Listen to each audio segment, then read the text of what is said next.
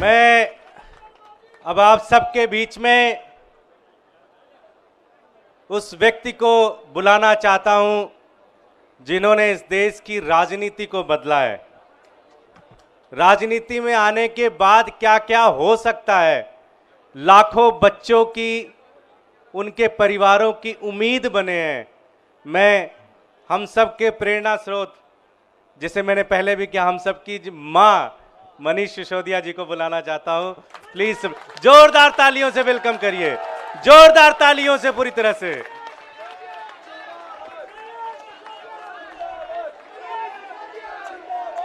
भारत माता की इंकलाब।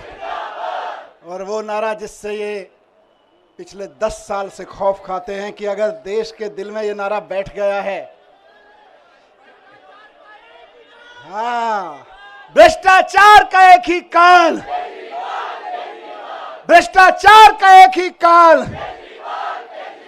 ये ईडी और सीबीआई का ताना बाना इसलिए नहीं बुना गया कि कोई बेईमानी हो गई है। ये ईडी और सीबीआई का ताना बाना इसलिए बुना गया है कि कश्मीर से कन्याकुमारी तक किसी चाय के ढाबे पे भी रुके हुए 10 लोगों से बात करोगे कि केजरीवाल कौन है जानते हो, बोले यार वो दिल्ली में काम बड़ा शानदार कर रहा है, और काम तो कर ही रहा है, ईमानदारी से कर रहा है। केजरीवाल जी का नाम आज ईमानदारी का प्रतीक बन गया पूरे देश में। और भारतीय जनता पार्टी इतनी अपने आप को कहते हैं दुनिया की सबसे बड़ी पार्टी होने के बावजूद एक राज्य में एक उदाहरण नहीं पेश कर पाई कि उस राज्य में काम ईमानदारी से हो रहा है और काम हो रहा है। उस छवि को बिगाड़ने के लिए ये सारा षड्यंत्र, सारे कुचक्र रचे जा रहे हैं, उस अरविंद केजरीवाल जी की ईमानदारी की छवि को बिगाड़ने के लिए। लेकिन जनता जानती है, जनता के दिल के दरवाजे खुले हुए हैं। आप जेल के दरवाजे बंद कर सकते हो, लेकिन जनता के दिल के दरवाजे बंद नहीं कर सकते। जनता के दिलों में आज भी वही नारा गूंज रहा है पिछले 10 साल से। बताइए क्या? भ्रष्टाचार का एक ही काल, भ्रष्टाचार का एक ही काल। और जिनका जिक्र अभी संजय भाई ने किया कि इधर उधर जितने भ्रष्टाचारी थे सबको इकट्ठा करके भारतीय जनता पार्टी बना ली और भारतीय जनता पार्टी बड़ी पार्टी कर ली, उनको भी कहना चाहता हूं कि आपका काल अभी जेल में है, लेकिन ज्यादा दिन तक जेल में नहीं रख पाओगे, आपका काल बाहर आएगा। 17 महीने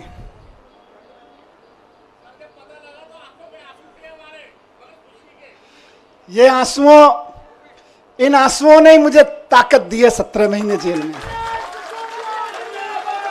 मैं जब राजघाट पे आपसे बात करके गया था तो कह के गया था शायद 7-8 महीने लगेंगे। मुझे उम्मीद थी कि 7-8 महीने में न्याय मिल जाएगा, लेकिन कोई बात नहीं, 17 महीने लग गए।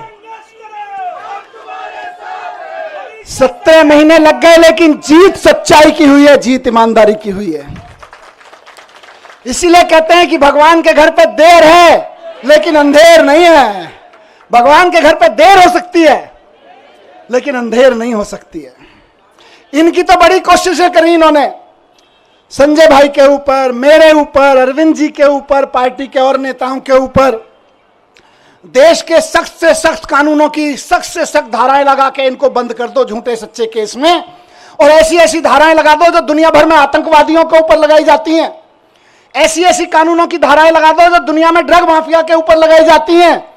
ऐसी ऐसी धाराएं लगा के इन्होंने सोचा इनको जेल में बंद कर दो, तो जैसे आतंकवादी को जेल में डाल देते हैं तो सड़ता रहता है, जैसे ड्रग माफिया को जेल में डालते हैं तो दुनिया में सड़ता रहता है। इन्हें लगा अरविंद केजरीवाल, मनीष सिसोदिया और संजय सिंह को भी जेल में डालेंगे तो सड़ जाएंगे। लेकिन आपके आंसुओं की कीमत है ये, आपके आंसुओं की ताकत है ये कि जेल के ताले भी पिघल जाते हैं।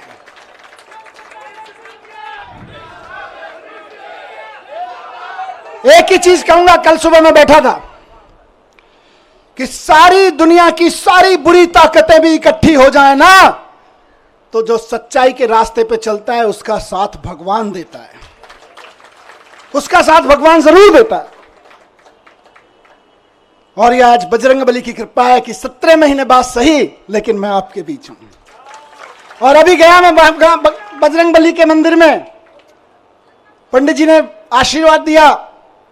वहां जो पंडित जी मौजूद होते हैं वही बजरंगबली जी के वाणी बोल रहे होते हैं। उन्होंने बजरंगबली जी की वाणी से आशीर्वाद दिया कि विजयी भव, सफल भव। मैंने कहा जी एक ही सफलता का मंत्र है, दिल्ली के एक एक बच्चे के लिए शानदार स्कूल बना के देने हैं, यही हमारी सफलता है। और इसके लिए मैं कल से कह रहा था अपने साथियों से, हम तो रथ के घोड़े हैं, हमारा असली सारथी अभी जेल में बंद है, वो भी बाहर आ जाएगा। फिर उसके बाद हमको तो जहां हकेंगे हम हकेंगे, लेकिन हमारा असली सारथी अभी जेल में बंद है और जेल के ताले टूटेंगे, बहुत जल्दी छूट के आ जाएंगे। बहुत कृपा है अरविंद जी के ऊपर बजरंगबली की। आपको याद है ना, लंबे समय से बहुत सारे लोग साथ हैं, कितने शुगर का पेशेंट होने के बावजूद कितना लंबा लंबा फास्ट किया, केवल बजरंगबली जी की कृपा से। तमाम तरह के आरोप, इतने इतने आरोप लगाए झूठे झूठे, बच गए, निकल के आ गए, केवल अरविंद जी बजरंगबली जी की कृपा से। और मैं समझता हूं भगवान की कृपा, बजरंगबली जी की कृपा हम पर कल हुई बाबा साहब के दिए हुए संविधान की बदौलत। बाबा साहब ने, जब ये मुकदमे की सुनवाई चल रही थी, मैं बहुत ध्यान से सुन रहा था, पढ़ रहा था, पूरी डिटेल ले रहा था वकील साहबों से। बाबा साहब ने 75 साल पहले, करीब 75 साल पहले अंदाजा लगा लिया था कि कभी कभी ऐसा भी होगा, हम लोकतंत्र का संविधान बना रहे हैं, लेकिन कभी कभी ऐसा भी होगा कि इस देश में तानाशाही ताकतें आके आतंकवादियों और ड्रग माफियाओं पर लगाए जाने वाले कानून को आम आदमी के ऊपर लगाएंगे, व्यापारियों के ऊपर लगाएंगे, विपक्षियों के ऊपर लगाएंगे। तो उस वक्त उन व्यापारियों को, उन आम आदमियों को, उन विपक्षियों को कौन बचाएगा? तो बाबा साहब ने पहले ही लाइन जोड़ दी थी, संविधान बचाएगा। यही भगवान की कृपा है। कौन बचाएगा उनको जब तानाशाह सरकार अपना जुल्म करेगी, एजेंसियों का दुरुपयोग, कानूनों का दुरुपयोग करेगी, जेलों का दुरुपयोग करेगी, तो कौन बचाएगा? 75 साल पहले उस महान शख्सियत ने लिख दिया था कि मैं ऐसा संविधान दे रहा हूं कि तुमको संविधान बचाएगा। आज हम संविधान के बदौलत खड़े, संविधान की ताकत से यहां पे खड़े हैं। आज मैं शुक्रगुजार हूं देश के संविधान का, बाबा साहब का, और साथ साथ बहुत विनम्र निवेदन के साथ में माननीय सुप्रीम कोर्ट का, बहुत विनम्र सम्मान के साथ में। माननीय सुप्रीम कोर्ट ने संविधान की दी हुई ताकत का इस्तेमाल करते हुए कल तानाशाही को कुचला, तानाशाही को कल गलत ठहराया। और माननीय सुप्रीम कोर्ट के साथ साथ मैं बहुत तहे दिल से शुक्रगुजार हूं उन वकीलों का जो पिछले 1.5 साल से, 17-18 महीने से, और बल्कि उससे पहले से भी पूरी लड़ाई लड़ रहे हैं। मैं जेल में बैठा था, आप लोग आंदोलन कर रहे थे, अरविंद जी जेल में बैठे हैं, आप लोग यहां सड़कों पे डंडे खा रहे हैं, लेकिन वो वकील इधर से उधर धक्के खा रहे हैं, एक कोर्ट से दूसरे कोर्ट धक्के खा रहे हैं, एक कागज से दूसरे कागज में डाल रहे हैं। इनकी एक एक साजिशों का, इनकी एक एक चालबाजियों का, इनकी एक एक तिगड़मों का जवाब दे रहे हैं अदालतों में खड़े होकर, इनके एक एक झूठ का पर्दाफाश कर रहे हैं। मेरे लिए तो मैंने कल भी कहा था, भगवान स्वरूप हैं। किसी भी जेल में बंद होने वाले एक व्यक्ति के लिए तो वकील भगवान स्वरूप होता है, और मेरे लिए तो सिंघवी साहब वाकई भगवान स्वरूप हैं। अभिषेक मनु सिंघवी जी, जिन्होंने इस पूरी कानूनी लड़ाई को इस अंजाम तक पहुंचाया, और जल्दी अरविंद जी को भी बाहर लेकर आएंगे।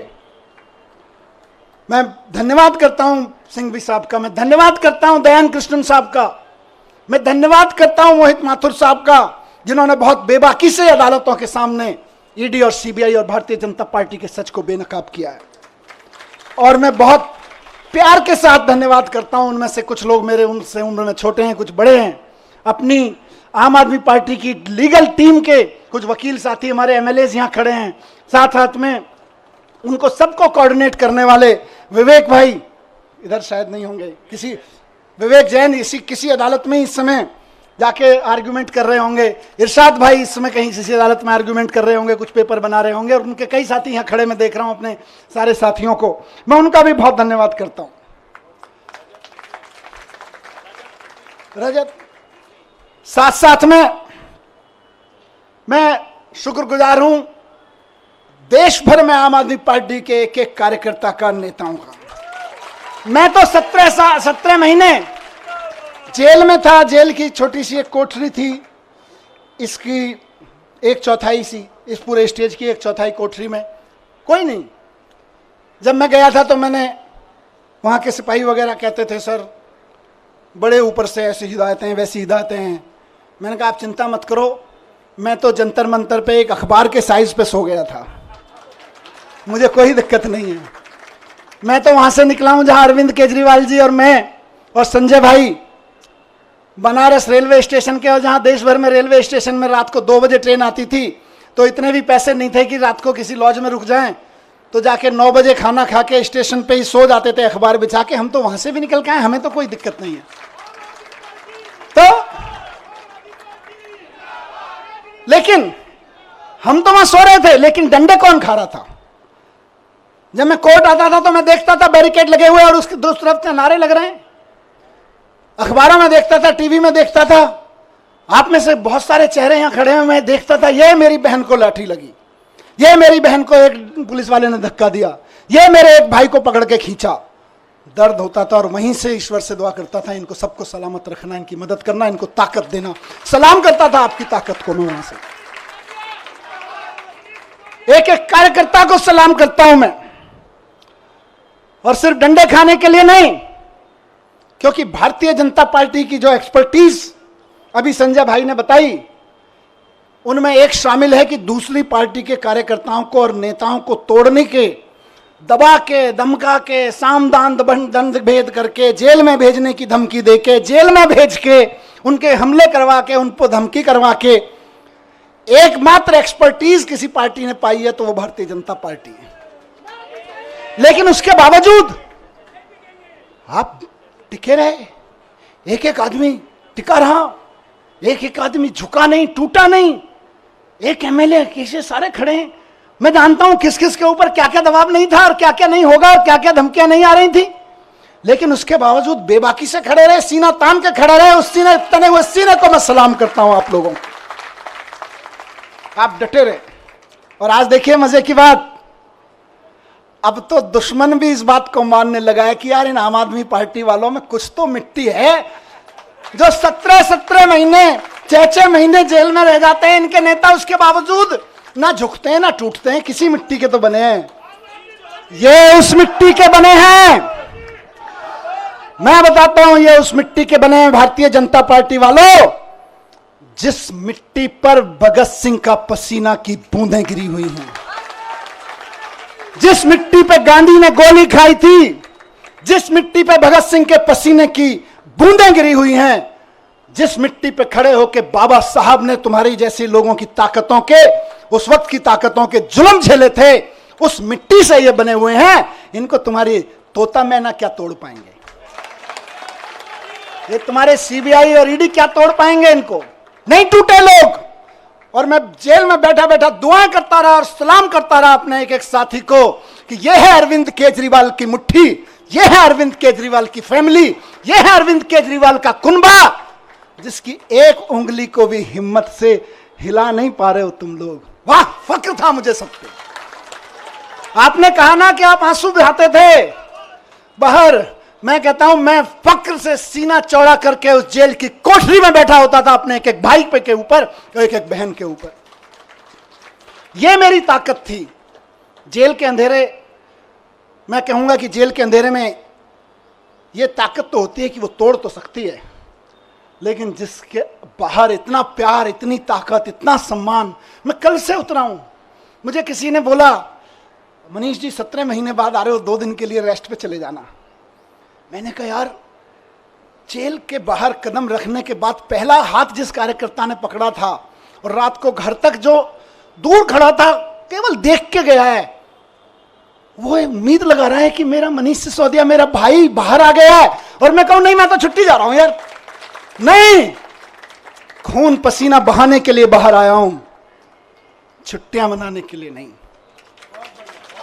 एक एक दिन जो संजय भाई ने नारा दिया है कि इनकी जमानत जब्त कराएंगे, आज से और अभी से लग रहे हैं। और बीजेपी वालों ढूंढते रह जाओगे कहां गई वोटें, कहां गई वोटें।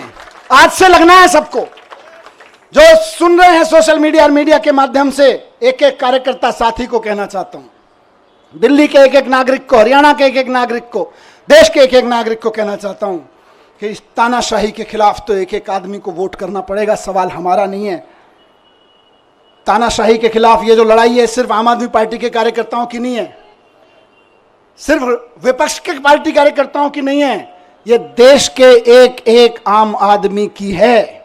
मैं जेल में था अभी, तो कई सारी खबरें, अखबार पढ़ता था, टीवी देखता था, न्यूज में तो कई सारी खबरें विचलित करती थी। यह विचलित नहीं करता था कि जमानत हुई कि नहीं हुई, इससे कभी मेरे को विचलन नहीं हुआ। मेरे को विचलन किस चीज से होता था? मैं देखता था कि देश के कितने कितने बड़े बड़े व्यापारियों को इन्होंने, 500-600 बड़े बड़े व्यापारियों को इन्होंने झूठे केसेस, सच्चे केसेस, इधर उधर के केसेस में बना के बंद कर दिया गया है। उनका किसी पार्टी वार्टी से भी कोई लेना देना शायद ही होगा। लेकिन आप सोचो कि एक व्यापारी अगर कोई मेहनत से काम कर रहा है और उसके ऊपर क्योंकि उसने चंदा नहीं दिया या उसने आपकी किसी पार्टी के नेता से कोई पंगा ले लिया, आपने उसको उठा के जेल में डाल दिया, ईडी के केस लगा के, जो केस आतंकवादियों पे, ड्रग माफियाओं पे लगाए जाते हैं, वैसे वैसे खतरनाक केस लगा के एक व्यापारी अगर जेल में डाल दिया जाता है, उसके पीछे हजारों परिवारों को रोजगार मिल रहा होता है, वो भूखे मरने लगते हैं, उनकी बद्दुआ लगेगी। इनको तानाशाही नहीं है तो क्या है? बात सिर्फ विपक्षी पार्टियों के नेताओं की नहीं है, बात आम आदमी पार्टी के नेताओं की नहीं है। बड़े बड़े व्यापारियों को उठा उठा के जेल में डाले दे रहे हैं।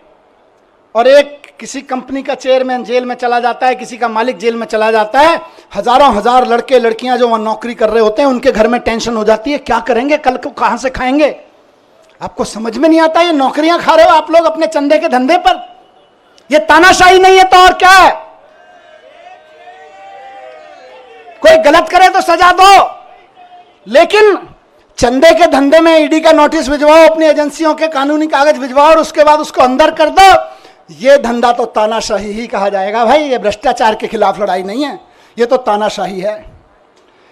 मुझे बताओ कि 10 साल, अभी थोड़े दिन पहले बहन आतिशी लड़ रही थी उसके लिए, 10,000 शिक्षकों को इन्होंने दिल्ली सरकार के स्कूलों के एक रात में, रात को 2 बजे ऑर्डर पास कराया, ट्रांसफर कर दिया एक रात में। अब किसी का बच्चा आज पढ़ता है स्कूल में 11वीं क्लास में, वो तैयारी करा रहे हैं गुरुजी, टीचर पूरी मेहनत से कि यार इसमें तो आईआईटी में जाने का पोटेंशियल है। कल को टीचर का ऑर्डर मिल रहा, नहीं नहीं हमने तो 10,000 टीचर्स को इधर से उधर कर दिया है क्योंकि हमें तो ट्रांसफर पोस्टिंग का शौक था, अब तुम बाहर में जाओ। ये तानाशाही नहीं है तो और क्या है? बात 10,000 टीचर्स की नहीं है, उन लाखों बच्चों की है जिनको वो टीचर्स पढ़ा रहे थे। तुम अपनी अफसरी में, तुम अपनी तानाशाही में 10,000 टीचर्स को एक रात में इधर से उधर उठा के फेंक देते हो। ये तानाशाही नहीं है तो और क्या है? यही तानाशाही है जिसके खिलाफ हमको आवाज उठानी चाहिए। आज दिल्ली में जब सरकार में था उस वक्त दिल्ली जल बोर्ड का नगर निगम चुनाव से पहले पैसा रोक दिया गया था और आज तक दिल्ली जल बोर्ड का पैसा नहीं दिया गया। फाइनेंस डिपार्टमेंट के अफसरों से इधर उधर से फाइलों पे कुछ कुछ काला पीला करवा के रुकवा रखा है पैसा। इंजीनियर्स परेशान है इलाके के, नाले साफ नहीं हो रहे, सीवर साफ नहीं हो रहे, और वो कह रहे हैं हम तो पैसा नहीं देंगे। 1.5 साल से जल बोर्ड का पैसा नहीं दिया गया, जबकि पैसा बजट में पास किया विधानसभा ने। ये तानाशाही नहीं है तो और क्या? बताइए। तानाशाही सिर्फ आम आदमी पार्टी के नेताओं को गिरफ्तार करने की नहीं है, तानाशाही आपके घर के सामने जो सीवर बह रहा है, उसमें जो अभी ओवरफ्लो हो रहा है, वो भी इसी तानाशाही की वजह से हो रहा है।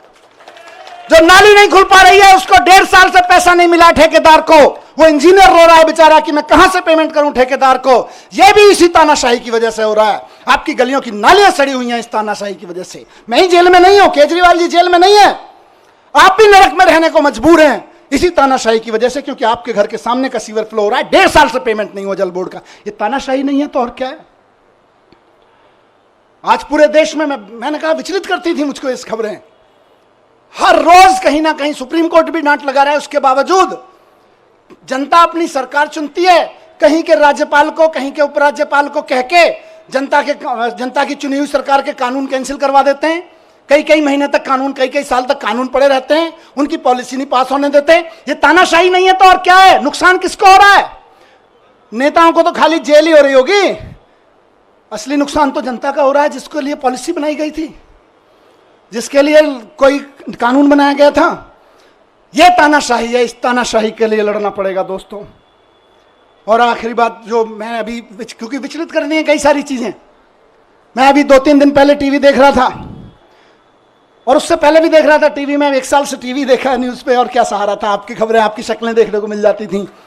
मैंने देखा कि देश के गांव से एक बहुत प्यारी सी हमारी बेटी निकल के खेलों में देश का परचम लहराती है सारी दुनिया में, और जब वो खड़े होकर कहती है कि आपकी पार्टी के एक अफसर ने, आपके लगाए हुए एक फलाने नेता ने हमें छेड़ा है, तो आप उसको गिरफ्तार तक नहीं करते, और हमारी उस बेटी के ऊपर तरह तरह के सोशल मीडिया ट्रोलिंग और ये सब कराते हो। ये तानाशाही नहीं है तो और क्या है, मुझे बताइए। और तुम्हारे उस, ये बेशर्मी तानाशाही है कि उसको गिरफ्तार तक नहीं किया जाता। इस देश की बेटियां जंतर मंतर पे बैठी रही, खिलाड़ियां, हमारा आप सब अपने बच्चों को खिलाड़ी बनाने का सपना देखते हैं, बेटियों को कहते हैं जा बेटी उछाल, लगा छलांग और छा जाए फलक पे, और उसको कोई बैठ के वहां पे, इनका चमचा बैठ के उसको छेड़े तो हमें सहन होगा। लेकिन ये तानाशाही है कि उसको गिरफ्तार तक नहीं करते हो तुम। यही तानाशाही है दोस्तों, और उस तानाशाही का चरम स्वरूप हमने देखा कि अब उस बेटी के साथ क्या किया गया। मैं बहुत ज्यादा नहीं कहूंगा उस बारे में, लेकिन सबको पता है किसने किया और क्या किया। आज अगर उसके आंसू बहे हैं तो कुछ तो खेल किया गया है, कुछ तो खेल किया गया है दोस्तों। 17 महीने में जब मैं अंदर था, तो अंदर रह के मैंने खूब चिंतन मनन किया। टाइम ही टाइम था, यहां तो आप लोग टाइम देते नहीं हो, वापस आ गया हूं, फिर टाइम नहीं दोगे। खूब चिंतन मनन किया, अपने ऊपर भी किया, समाज के ऊपर, देश के ऊपर, व्यवस्था के ऊपर, सरकारों के ऊपर खूब अध्ययन किया। मेरे ख्याल से मैंने कम से कम हर 3-4 दिन में एक किताब खत्म कर देता था मैं। और कई लोगों ने भेजी, बाई पोस्ट किताबें भेजी, आप में से कई लोगों ने, भाई साहब ये भी पढ़ो, ये भी पढ़ो, ये भी पढ़ो। तो यहाँ वहाँ भी नहीं छोड़ते थे, बोले काम पे लगाए रखेंगे। तो करीब करीब मैं समझता हूँ 300 की किताबें मैंने पढ़ी वहाँ पे। हर 2-3 दिन में एक किताब खत्म हो जाती थी। पर सबसे पहले आपको ध्यान होगा, मैं गीता लेके गया था, और गीता लेके गया था तो मेरे दिमाग में ना प्रश्न थे कि यार भगवान, मैं तो स्कूल ही तो बनवा रहा था, मेरे को जेल क्यों भेज दिया? मेरी बीवी की, मेरे बच्चे की क्या गलती थी कि मैं दिल्ली के बच्चों के लिए दिन रात सुबह से शाम एक करके स्कूल बनवा रहा था, उनके लिए अच्छे IIT में चले जाएं, अच्छी नौकरियां लग जाएं। क्या मैंने भगवान से पूछा अंदर आंख बंद करके कि मेरी क्या गलती थी, मैं जेल में क्यों?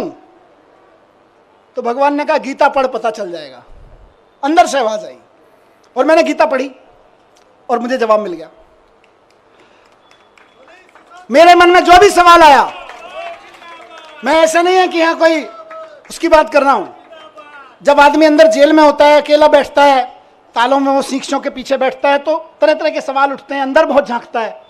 बहुत सवाल उठते थे मन में, और बस भगवान की ऐसी कृपा है कि मेरे मन में जो सवाल उठा और अंदर से आवाज आती थी, इस सवाल का जवाब तुझे कहीं बाहर से नहीं मिलेगा, गीता में मिलेगा, पढ़ ले। खूब गीता पढ़ी, और बाद में तो मैंने कम से कम 10 महान लोगों की व्याख्या, कम से कम 10 पढ़ ली होंगी, अलग अलग लोगों की, विनोबा भावे जी की, गांधी जी की, श्री श्री जी की, आचार्य प्रशांत जी की, बहुत लोगों की व्याख्या की हुई गीता मैंने पढ़ डाली, देवदत्त पटनायक की। सब में से पढ़ पढ़ के मुझे बड़े सारे आंसर मिलते चले गए, मुझे अपने सवालों के आंसर मिलते चले गए। खूब गीता पढ़ी मैंने। उसके अलावा मैंने दुनिया भर की एजुकेशन की बुक्स पढ़ी, अमेरिका में, फ्रांस में, जापान में, इंडिया में भी कहाँ एजुकेशन पे क्या काम हुआ, खूब पढ़ा मैं। कम से कम 100-125 बुक्स तो मैंने एजुकेशन के बारे में पढ़ी, दुनिया की एजुकेशन सिस्टम के बारे में। और मैंने एक चीज जानी दोस्तों, और मेरा इरादा और फर्म होता गया, आप और हम तो पहले से ही उस पर यकीन करते हैं, मेरा यकीन वहां पक्का होता गया कि भारत को 2047 तक अगर विकसित राष्ट्र बनाना है तो एक एक बच्चे के लिए शानदार सरकारी स्कूल उपलब्ध कराए बिना कोई रास्ता नहीं है भारत को विकसित राष्ट्र बनाने का। 17 महीने में, उससे पहले के अपने काम, आप सबके काम और इस अध्ययन चिंतन मनन के बाद लेके लौटा हूं और कुछ दुनिया के बारे में सोच समझ के लौटा हूं कि अगर भारत को विकसित राष्ट्र बनाना है तो देश के एक एक बच्चे के लिए शानदार सरकारी स्कूल और जहां प्राइवेट है उनकी प्राइवेट स्कूलों की फीस कंट्रोल में रखो। इसके अलावा विकसित राष्ट्र बनाने का कोई राजमार्ग नहीं है, कोई रास्ता नहीं है। और अगर कोई आदमी कहता है कि मैं शिक्षा की बात किए बिना भारत को विकसित राष्ट्र बनाने की बात कर लेता हूं तो जुमलेबाजी होगा, वो केवल जुमले फेंक रहा होगा, विकसित राष्ट्र नहीं बनेगा। अगर कोई आदमी कहता है कि इस देश के हर आदमी के लिए अच्छे अस्पताल, अच्छे मोहल्ला क्लिनिक उपलब्ध कराए बिना, अच्छे सरकारी अस्पताल बनाए बिना हम विकसित राष्ट्र खड़ा कर लेंगे तो महाजुमलेबाज होगा, नेता तो नहीं हो सकता, वो कोई विजनरी लीडर तो नहीं हो सकता। अपनी तानाशाही, जुमलेबाजी की आड़ में तानाशाही का चुनाव जीतने की कोशिश कर रहा होगा, लेकिन नहीं बन सकता। बिना शिक्षा के, बिना स्वास्थ्य के विकसित राष्ट्र बन ही नहीं सकता। दुनिया का कोई राष्ट्र विकसित नहीं बना बिना शिक्षा, बिना स्वास्थ्य और बिना रोजगार पे काम किए हुए। विकसित राष्ट्र की बात हो रही। अब इनको दर्द क्या है? आम आदमी पार्टी ये कर दे रही है। हम नहीं कह रहे, लोग कह रहे हैं कि यार ये बच्चे पढ़ जाएंगे तो अपने आप 2047 का भारत विकसित हो जाएगा।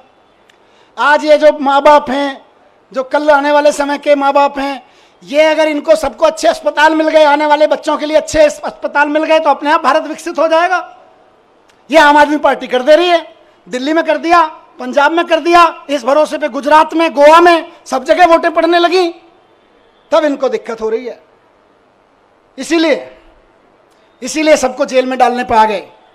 फिर से सलाम करता हूं कि इनकी तमाम ताकत के बावजूद, इनकी तमाम साजिशों के बावजूद, बुरे वक्त में चट्टान की तरह से इकट्ठे होकर खड़े रहे आप सब लोग, उस जज्बे को मैं सलाम करता हूं। ये पार्टी की ये लीडरशिप, बीच बीच में लीडरशिप यहाँ खड़ी है, बैठी है, कई सारे एमएलए साथी, कई सारे सीनियर लीडर्स यहाँ सब खड़े हैं।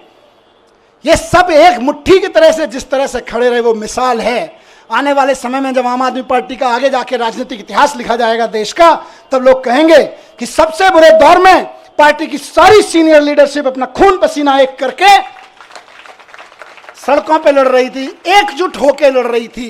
ये केजरीवाल जी का कुनबा एकजुट होकर लड़ रहा था, केजरीवाल जी का कुनबा बिखरा नहीं, केजरीवाल जी के साथ खड़ा रहा। इसी से इनको डर लगता है।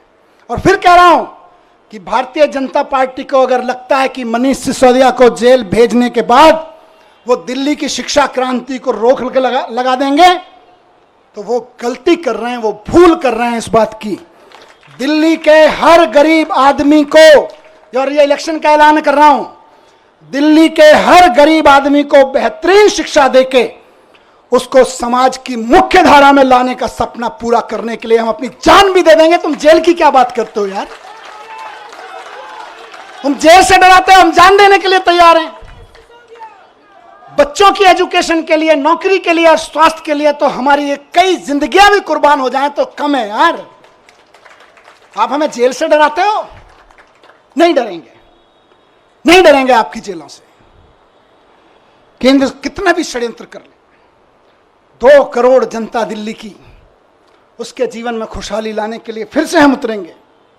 एक एक घर पे जाएंगे, एक एक घर को बताएंगे कि केजरीवाल जी इसलिए जेल में नहीं है कि उन्होंने कोई जुल्म किया है, वो इसलिए जेल में है कि आपके बच्चों को एजुकेशन देने का सच्चा काम उन्होंने करके दिखा दिया। वो इसलिए जेल में नहीं है कि उन्होंने कोई भ्रष्टाचार किया है, वो इसलिए जेल में है कि आपके मोहल्ले में जो मोहल्ला क्लिनिक चल रहा है वो मोहल्ला क्लिनिक केजरीवाल जी ने बना दिया और आप आराम से वहां जाके अपना छोटे मोटी चीजों का इलाज करा लेते हो। बड़े बड़े सरकारी अस्पताल शानदार होते चले गए, इसलिए केजरीवाल जी जेल में है। और ये फिर से कहूंगा कि जैसे संजय जी को निकाला, जैसे मुझे निकाला और साथियों को निकाला, हर साथी को और केजरीवाल जी को भी संविधान की ताकत निकाल के लाएगी। भारतीय जनता पार्टी और इनके तोता मैना कितने ही ताकतवर हों, लेकिन देश के संविधान से ताकतवर नहीं है। ये लोग देश के संविधान से ताकतवर नहीं है। इनकी सारी यातनाएं, सारी पीड़ाएं सह के भी हम तैयार हैं, क्योंकि हमको यकीन है कि हमारा सुप्रीम कोर्ट है और हमारा संविधान है, संविधान जीतेगा। बस आखिर में यही कहूंगा कि हम भगत सिंह के चेले हैं।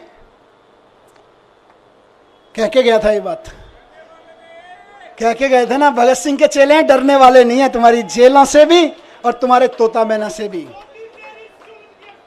17 महीने में जैसा गया था, बिल्कुल 17 महीने पहले जैसा गया था वैसा ही दिख रहा हूं कि नहीं दिख रहा? एनर्जी कुछ कम है कि ज्यादा है? ज्यादा है ना। बस इनको लग रहा था जेल भेज के एनर्जी तोड़ देंगे, अब ये कहेंगे यार इनको जेल मत भेजो, ये तो दुगनी एनर्जी लेके आते हैं।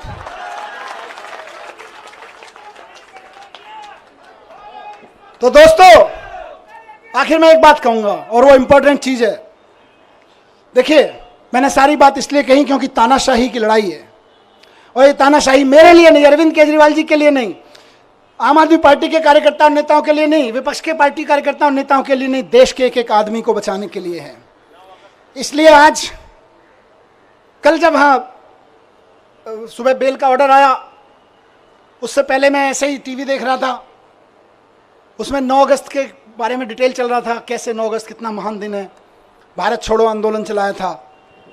फिर 10:30 बजे ऑर्डर आ गया बेल का। मैं आंखें बंद की, मैंने भगवान से पूछा ये है क्या? 9 अगस्त भारत छोड़ो के दिन बेल दे रहे हो, चक्कर क्या है?